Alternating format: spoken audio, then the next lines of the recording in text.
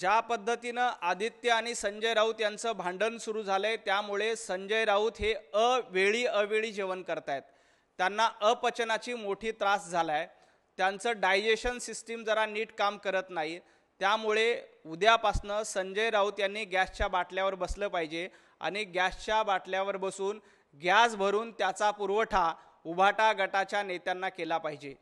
ज्या पद्धतीनं भारत अतिशय सक्षम पंतप्रधान नरेंद्र मोदीजींच्या नेतृत्वात आहे.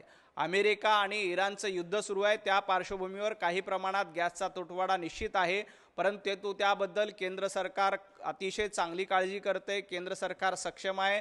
केंद्र सरकार गांभीर्यानं उपाययोजना करण्याचा प्रयत्न देखील करते. तेल पुरवठा आपण रशियाकडनं घेतला जातोय आणि त्या सुरळीत होईल यासाठी काळजी केली जाते.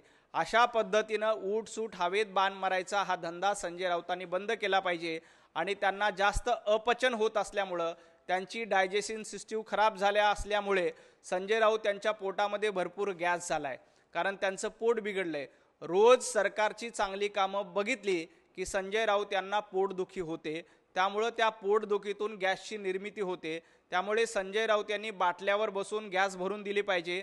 त्याचा फायदा उभाटा गटातल्या लोकांना होईल.